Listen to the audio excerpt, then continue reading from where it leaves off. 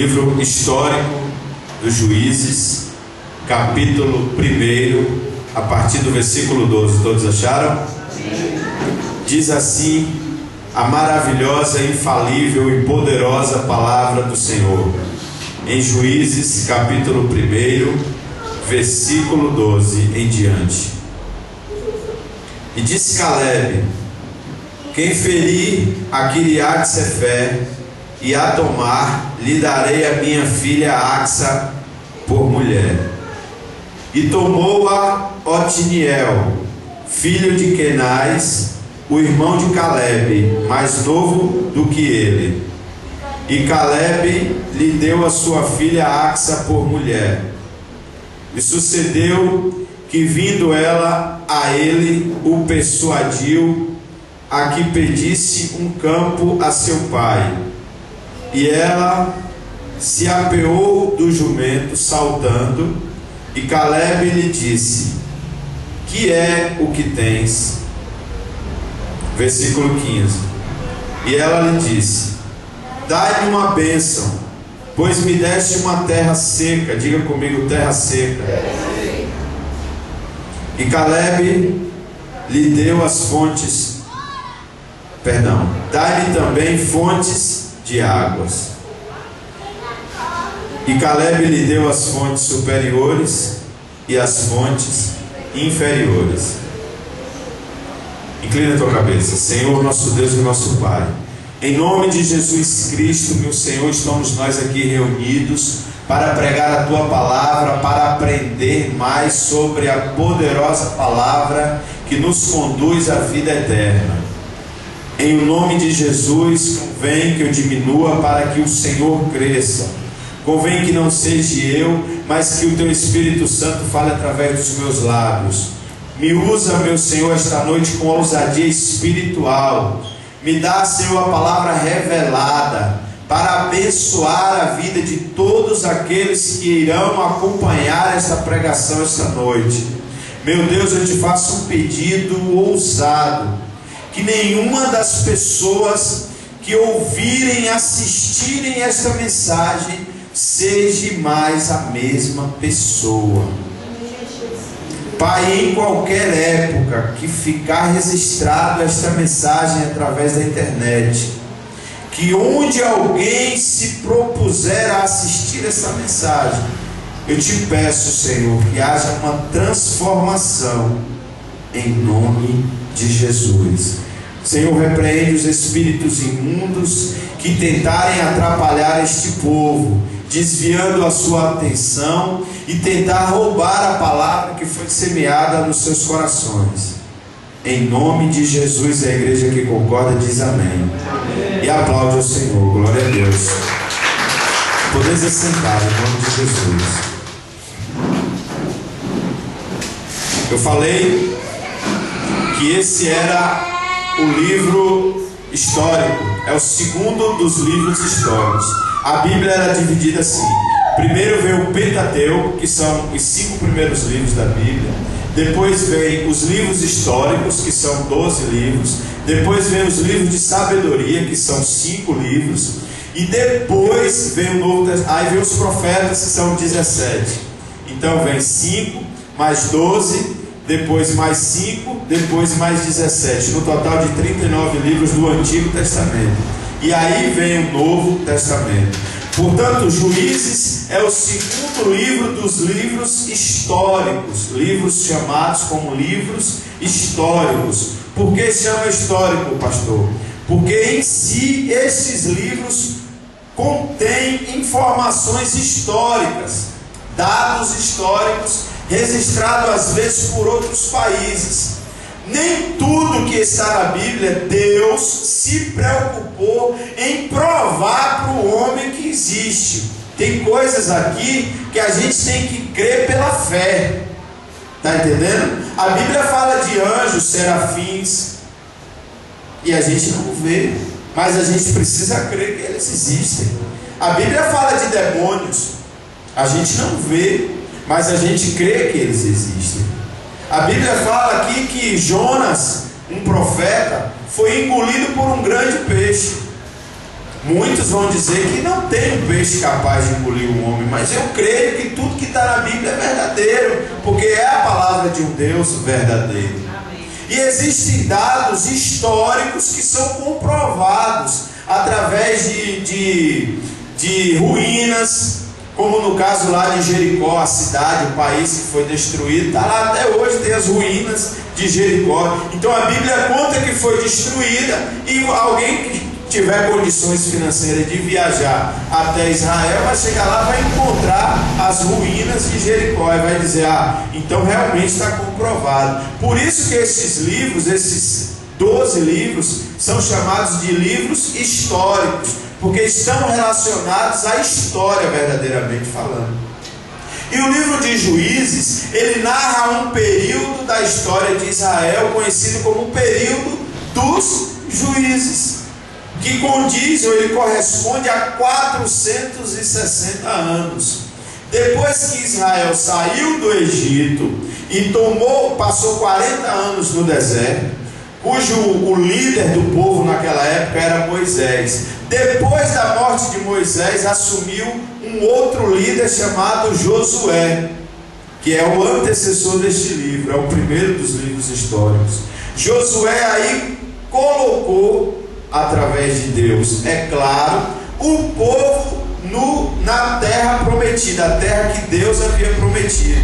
E agora, depois de que aconteceu, depois que o povo tomou posse, o povo passou a ser guiado, passou a ser governado pelos juízes, durante um período de 460 anos. Quantos juízes o povo teve, pastor?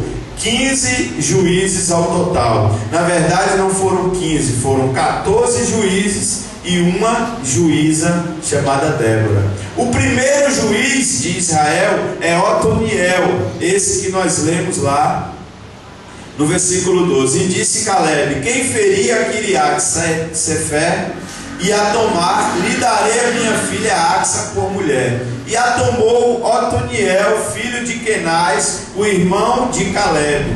Então eles ainda estavam em lutas por regiões. Quem foi Caleb? Caleb foi um dos 2 espias que Moisés enviou a examinar, a espiar a terra.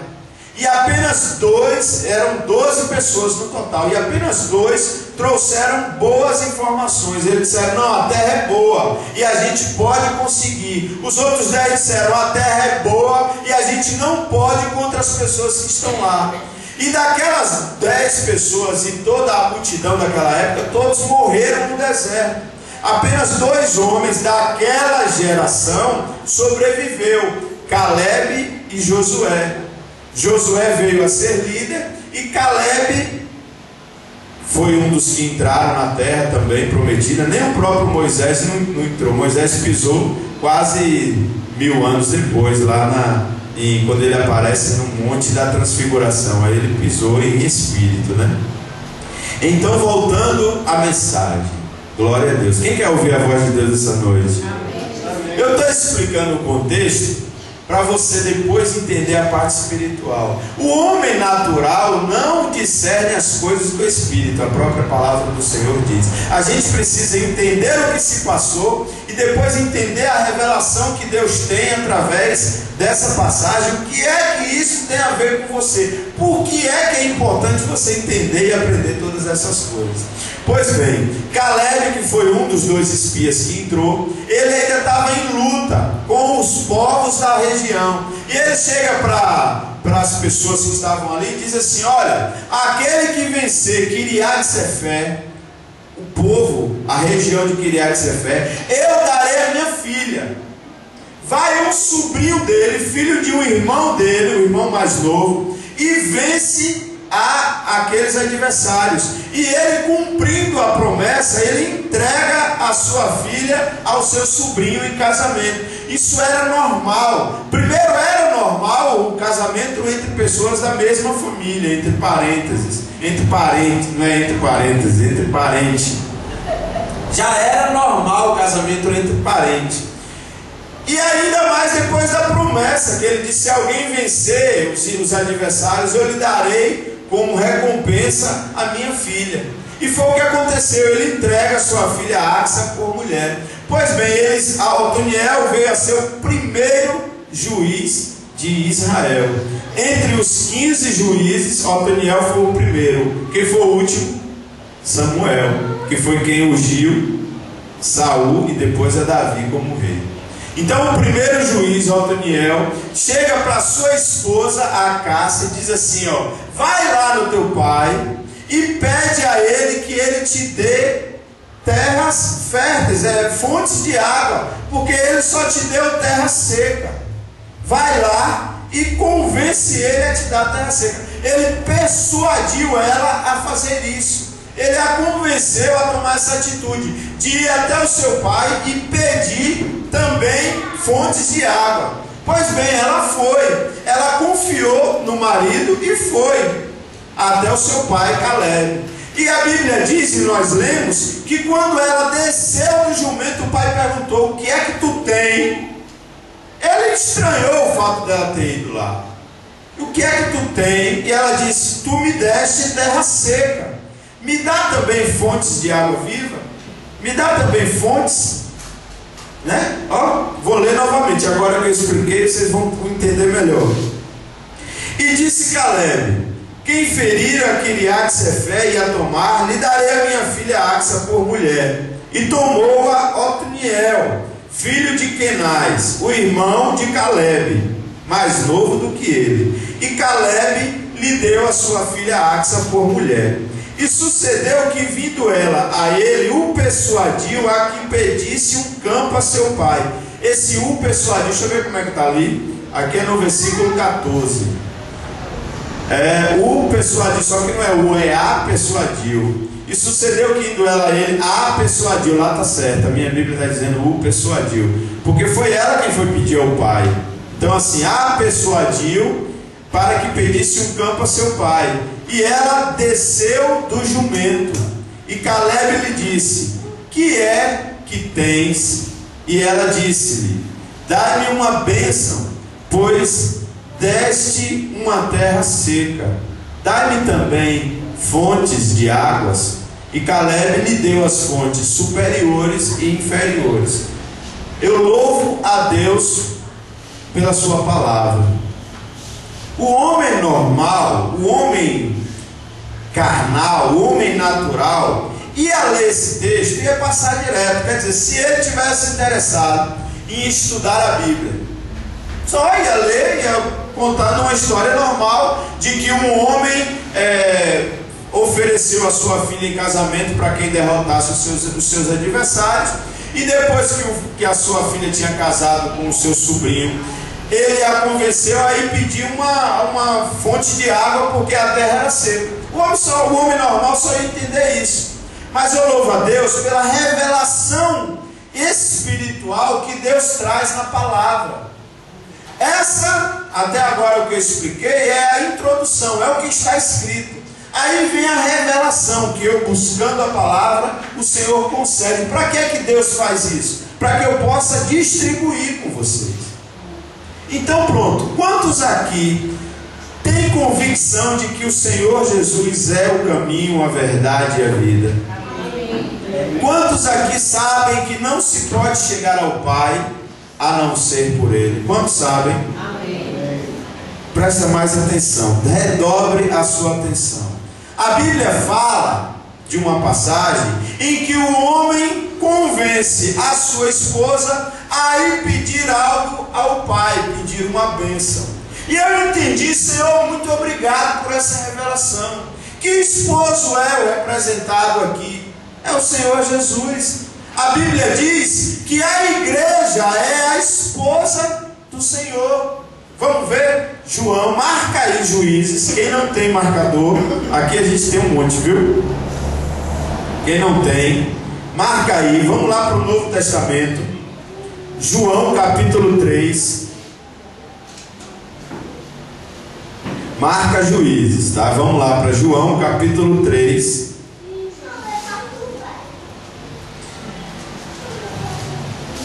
João capítulo 3, a partir do versículo 25. Eu vou ler, tá? Enquanto vocês acham, para poder adiantar. Léo, não sei porque ele não veio colocar agora. No instante ele veio, agora já não veio colocar na tela, né?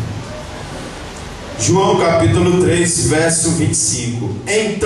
Houve uma questão entre os discípulos de João e um judeu acerca da purificação. E foram ter com João e disseram-lhe: Rabi, aquele que estava contigo além do Jordão, do qual tu deste testemunho, ele-o batizando, e todos vão ter com ele. João, que aqui é o João Batista, respondeu e disse: o homem não pode receber coisa alguma se lhe não for dada do céu.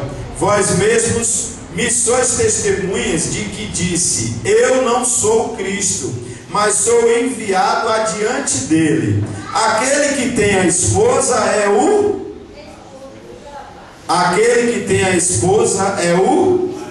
esposo.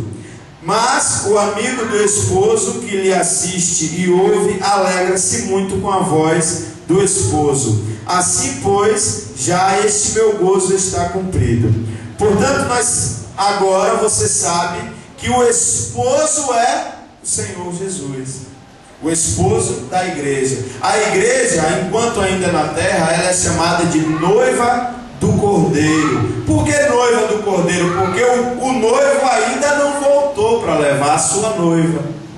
Quando o noivo retornar, aí será o casamento que fala lá em Apocalipse, que a igreja encontrará-lo no céu, e aí haverá o casamento. A igreja vai para o seu noivo, e aí haverá o casamento. Aí ele vai deixar de ser noivo para ser esposo. Nesta mensagem que o Senhor me deu, o Otiniel da história, ele é representado pelo Senhor Jesus Cristo. E eu quero crer e quero partir do pressuposto que você é a noiva do Cordeiro. Você é a noiva e o Senhor Jesus é o esposo. Então o que é que faz? Eu acabei de perguntar um pouco antes. Ninguém vai ao Pai a não ser por Jesus. O esposo da história que nós lemos, ele convenceu a sua esposa a buscar do Pai as suas bênçãos. É o que acontece. Se não fosse Jesus, nós não poderíamos nos aproximar do Pai. Por quê, pastor? Porque Deus é 3 vezes santo. Santo, santo, santo é o Senhor. Ele é 3 vezes santo. E nós somos impuros, pecadores, mentirosos, orgulhosos, egoístas, tudo de ruim, mais um pouco. Nós não poderíamos nos aproximar de Deus se não fosse o Cordeiro, se não fosse o sangue purificador de Jesus. É o sangue de Jesus que nos limpa, nos colocando na condição de nos aproximarmos de Deus. É o sangue de Jesus que faz com que você se torne alvo branco como a neve, sem pecado. A própria Bíblia diz: ainda que fossem os teus pecados como o carmesim, se tornariam brancos como a neve.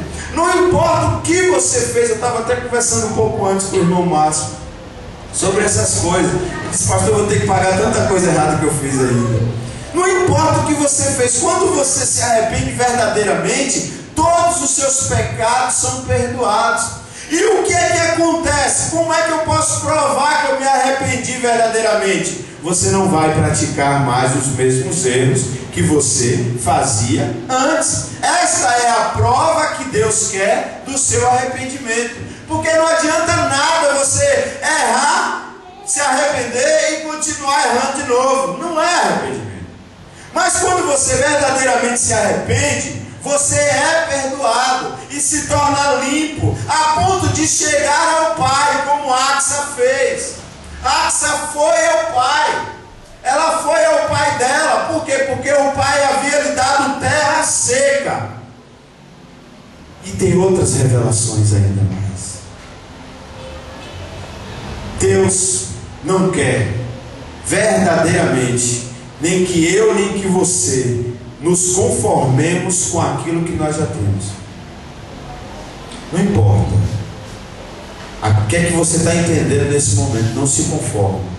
Se você levar essa mensagem para o lado material, não se conforme. você tem o direito de, como filho, buscar suas bênçãos do Pai. O próprio Jesus disse: buscai em primeiro lugar o reino dos céus e a sua justiça, e as demais coisas lhe serão acrescentadas. Se você é uma terra seca, que você não pode conduzir, não pode ser conduzido à presença do Senhor. Teu irmão falou comigo assim: pastor, eu não choro não. É terra seca. É terra seca. Sabe por que é terra seca? Porque ele não consegue sentir na pele o Espírito Santo. Porque quando o Espírito Santo me toma, eu choro com a criança. É terra seca. Não se conforme com isso.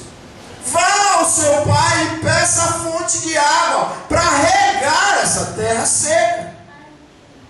Não se conforme com a situação que Deus colocou na sua vida, seja ela qual for. A Axa chega para o pai, ela vai no jumento. Nós lemos, está lá no versículo 12, versículo de número 15, versículo 14. E sucedeu que, vindo ela, persuadiu, e ela se apeou do jumento. Apear quer dizer ela desceu. É outra revelação de Deus. Lembra de Zaqueu? Zaqueu está lá na árvore. Zaqueu, desce. Desce, porque hoje me convém ir pousar na tua casa. Pastor, não entendi. Quanta gente está buscando as coisas de Deus, mas não desce de jeito nenhum. Quanta gente está buscando algo de Deus, está buscando uma fonte de Deus, mas não desce do seu pedestal, não desce do seu egoísmo, não desce do seu jumento. Axa desceu do jumento. A Bíblia diz que ela chegou na presença do Pai e ela desceu do jumento. Zaqueu era de baixa estatura. Quando ele sabia que Jesus ia passar, ele subiu numa árvore bem alta para poder enxergar Jesus. Jesus passando e gritou: Zaqueu! Diga para o seu irmão: Jesus conhece o seu nome. Zaqueu, desce! Zaqueu, tu está lá em cima, mas o segredo é aqui embaixo. Zaqueu, o segredo é descer, Zaqueu. O que é que o Senhor Jesus disse? Aquele que quer vir após mim, negue-se a si mesmo. Nariz empinado com o Senhor Jesus dá certo? Não. Você precisa abrir mão do seu conhecimento. Todas as coisas que você aprendeu, jogue fora. Tem coragem? Quer ter uma experiência com Deus? Abra mão de tudo que você aprendeu até hoje.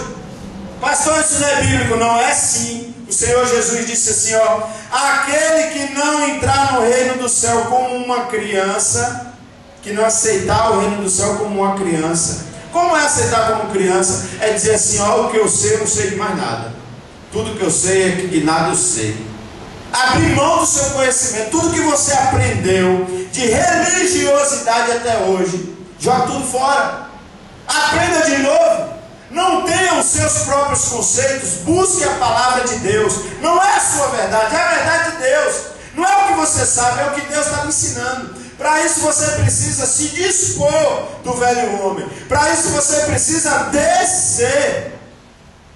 Porque tem gente que é assim. Eu uma vez estava pregando para uma pessoa a respeito de Maria, onde mostrava ela na Bíblia que Jesus disse assim. Uma pessoa disse assim: ah, bendito os seios que te amamentaram. E Jesus responde: antes, bendito aquele que ouve a palavra de Deus. Aí eu mostrando para essa pessoa que é católico, que não é para adorar a Maria. Não é para adorar a Maria. E ela olhou na Bíblia, depois que ela terminou de ler, que ela se convenceu de que a Bíblia realmente estava falando que não era para adorar a Maria. O próprio Jesus estava ordenando isso. Depois que ela se convenceu, depois de todo o meu trabalho de explicar passagens e passagens, e buscar outras para mostrar, depois de tudo isso ela disse: ah, mas eu escolhi não acreditar na Bíblia. Eu escolhi não crer o que está escrito aqui. Mas não se assuste com isso. É o mais comum que existe. Pessoas que não abrem mão do seu conhecimento. Não, o que eu já sei, não vou mudar. Não é assim. É necessário descer, abrir mão, se despojar. Quantas vezes a Bíblia fala que pessoas se rasgaram as suas vestes, tirar a sua capa de conhecimento, abrir mão de tudo que você aprendeu e buscar o verdadeiro conhecimento, que é a palavra de Deus. Não estou mais certo de mim mesmo. Tudo que eu sei é que nada sei. Se eu tiver uma opinião e a Bíblia disser diferente da minha, não é a minha opinião que vale, é a opinião da palavra de Deus. Eu escolhi viver a minha vida concentrada, baseada na palavra de Deus. Portanto, não é mais eu quem acho isso. O que eu for achar, chega de achismo. Vamos viver rente com a palavra. Axa chegou diante do pai e desceu. E o pai pergunta, versículo 15, final do versículo 14: o que é que tens? Início do 15, e ela disse: dá-me uma bênção. Dá-me uma bênção, pois me deste uma terra seca. Dá-me também fontes de águas. O pai dela havia dado a ela terras secas. Eu até pedi para você repetir: terra seca. O pai dela tinha dado a ela terras secas. Ela chega diante do pai, ela desceu. Ela não chegou murmurando. É um aprendizado. Presta atenção como isso é grande. Em vez dela chegar reclamando, como muitos crentes que eu conheço: por que tu fez assim comigo? Olha o que ela disse: tu me desse a terra seca, eu aceito, mas me dá também fonte de água. O também aqui faz toda a diferença. Ela aceitou a condição do soberano, porque Deus é soberano. Deus não é um capacho que faz todas as minhas vontades, não. É o contrário. Eu que sou servo do Senhor. É esse o nosso pensamento. A maioria das pessoas lá fora acha que Deus é um amuleto. Eu conheço um cara que faz tudo errado, mas ele diz assim: Deus é fiel. A quem? Ao erro dele? Deus é fiel à própria palavra dele. Se nós cumprirmos a palavra de Deus, Ele é fiel para nos abençoar, porque nós estamos nos enquadrando na palavra do Senhor. Nós estamos regulando a nossa vida pela palavra do Senhor. Mas ao invés de murmurar, a Axa chega e diz assim: eu aceito a terra seca, porque ela coloca também. Também quer dizer: tu me deste terra seca, me dá também. Olha o mistério. Ela não murmurou. Quantas vezes a gente murmura das coisas que Deus deu pra gente? Oh Deus, por que eu vou comer esse arroz com feijão hoje de novo?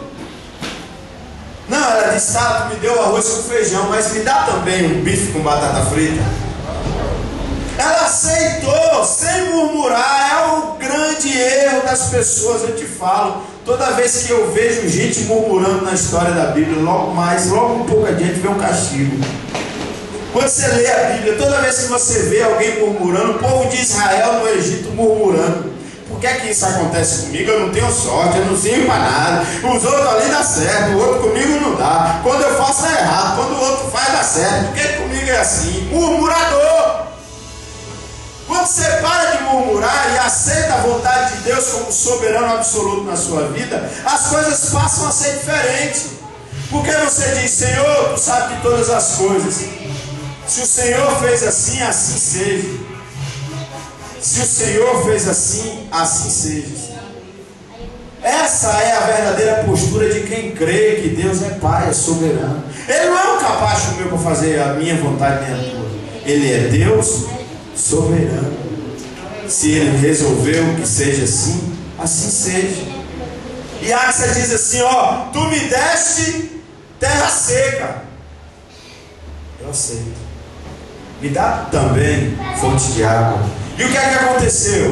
O pai da história, Caleb, mas na analogia que é o espiritual que Deus me deu aqui, representa Deus.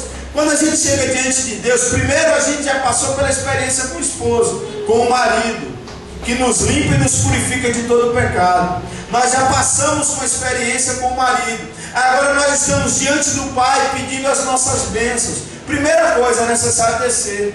Diga comigo, descer. Diga comigo, eu tenho que descer na presença de Deus. Nariz empinado não dá certo. Enquanto você não aceitar se humilhar, as coisas não vão funcionar para você. Enquanto você não aceitar que a vontade do Senhor é soberana sobre as nossas vidas, você vai continuar dando murro em ponta de faca. Você vai dar um passo para frente e dois para trás. Você precisa aceitar que Deus é soberano, e para isso você precisa descer. Desce na olaria de Jeová, se humilha diante do nosso Deus. Se Ele está dizendo que é certo, é certo. Se Ele está dizendo que é errado. A outra coisa que ela chegou e fez, ela não murmurou. Ela não chegou para reclamar da terra seca que ela recebeu. Não, ela aceitou a terra seca, mas ela pediu a bênção. E o que é que aconteceu? O pai da história deu fontes superiores e fontes inferiores. Aí vem a revelação final da mensagem desta noite. Depois que a gente passa pelo processo com o esposo, depois que a gente entende que na presença de Deus é preciso descer, depois que a gente entende que não pode murmurar diante do que Deus nos deu, aí vem as bênçãos do Senhor. E são bênçãos superiores e inferiores, espirituais e materiais. Não dá, eu repito mais uma vez, não dá para separar a mensagem do Evangelho das bênçãos materiais. Não dá para separar. O próprio Jesus não separou. Ele disse assim, ó, quem pedir, pedir e dá-se-vos-á. Depois ele fala, boa medida, recalcada, sacudida, transbordante. Ele sempre está falando, ó, buscar em primeiro lugar o Rei de Deus. E as demais, que demais coisas são essas? São as bênçãos, as fontes inferiores. Sabe qual é a diferença de fonte para poço? Eu pesquisei hoje. O poço, ele retém a água. A fonte, ela é manancial. O poço, ela tem água, mas pode secar. A manancial, a fonte, não seca.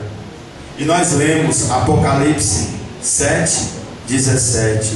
O Senhor Jesus é o Cordeiro que nos guia a mananciais, a fontes eternas de vida. Aplaude o Senhor, glorificado seja o nome do Senhor.